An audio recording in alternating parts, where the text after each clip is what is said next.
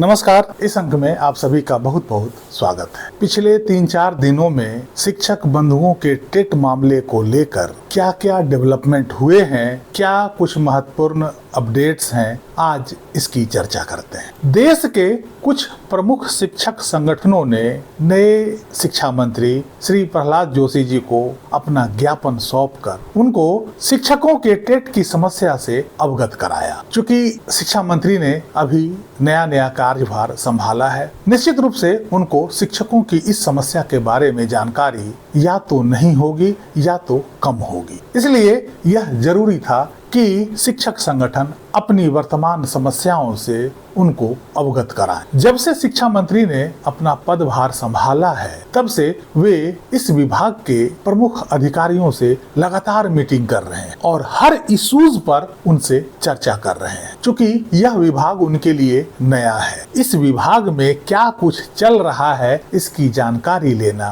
आवश्यक है। इसलिए हर दिन किसी न किसी रूप में अधिकारियों से मिल रहे हैं, उनके साथ मीटिंग कर रहे हैं और विभाग के अंदर हो रहे सारी घटनाओं की जानकारी लेने की कोशिश कर रहे हैं। इसी संदर्भ में कल भी उन्होंने विभाग के कुछ बड़े अधिकारियों के साथ मीटिंग की और इस मीटिंग के बाद उन्होंने जो जानकारी दी है उसे मैं पढ़ के बता देता हूँ। शिक्षा मंत्री ने लिखा है कि since assuming charge of the ministry of education, detailed review meetings have been held with the Department of School Education, Literacy and Higher Education to access priorities and chart the way forward. Critical issues are being taken up on priority to ensure timely and effective resolution. The officers of both departments have been extremely supportive during this transition, and together we remain committed to strengthening India's education ecosystem under the guidance of Honorable Prime Minister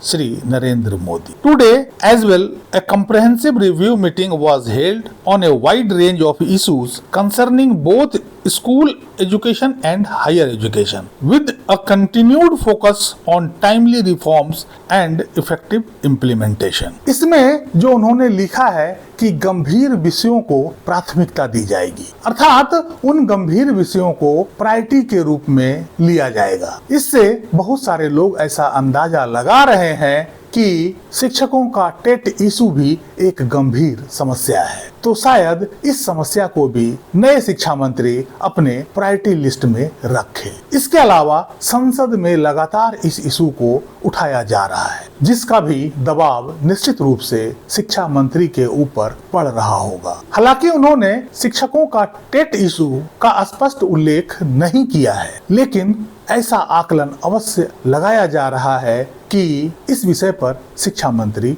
गंभीर हैं। दूसरी तरफ अखिल भारतीय प्राथमिक शिक्षक संघ का एक प्रतिनिधि मंडल राष्ट्रीय अध्यक्ष श्री विश्वराज गुरिकर की अध्यक्षता में 30 जुलाई को सदन के नेता प्रतिपक्ष श्री राहुल गांधी जी से उनके निवास स्थान पर मुलाकात की और उनको शिक्षकों की टेट समस्या से अवगत कराया। उनके साथ इस संबंध में लंबी और विस्तार से बातचीत की। नेता प्रतिपक्ष राहुल गांधी जी ने भी इस विषय को गंभीरता से सुना और आश्वासन दिया कि इस विषय को सदन में मजबूती से रखा जाएगा। यहाँ एक बात गौर करने लायक है कि यदि कोई सांसद व्यक्तिगत तौर पर सदन में कोई मुद्दा उठाता है तो सरकार पर उसका दबाव और प्रभाव कम पड़ता है, इतना अधिक नहीं पड़ता है। सरकार उतना दबाव महसूस नहीं करती है। लेकिन वहीं जब सदन के नेता प्रतिपक्ष किसी विषय को सदन में उठाते हैं तो उसका दबाव सरकार पर अधिक पड़ने की संभावना होती है, क्योंकि वे आधे सदन का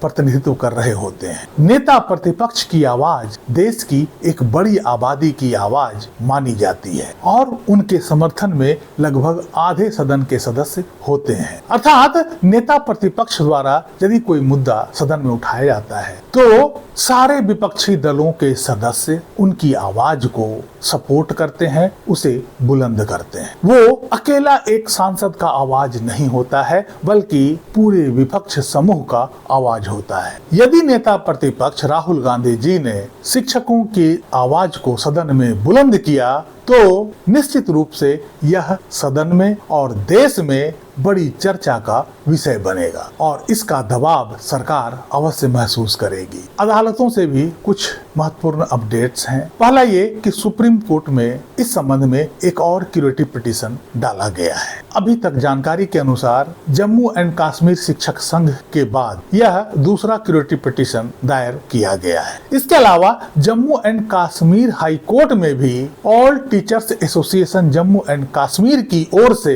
एक रिट याचिका लगाया गया है और उस रिट याचिका को संज्ञान में लेते हुए Jammu and Kashmir high court ने केंद्र सरकार को और राज्य सरकार को नोटिस भेजकर इस पर स्पष्टीकरण मांगा है। इसके अलावा कल 3 अगस्त है और इलाहाबाद हाई कोर्ट के लखनऊ बेंच में रोमा वर्मा केस भी लगा हुआ है। कल केंद्र सरकार को इस पर अपना जवाब दाखिल करना है। अब देखते हैं कि आखिर केंद्र सरकार इसमें अपना क्या जवाब दाखिल करती है। आगे का जो भी डेवलपमेंट होगा आप सभी को निश्चित रूप से उसका विश्लेषण के साथ जानकारी दी जाएगी। ये थे कुछ महत्वपूर्ण अपडेट्स इस अंक में। यहीं तक कैसी लगी जानकारी कमेंट करके जरूर बताइएगा। वीडियो को लाइक कीजिएगा, चैनल को सब्सक्राइब कीजिएगा। मिलते हैं अगले अंक में, तब तक के लिए जय हिंद, वंदे मातरम।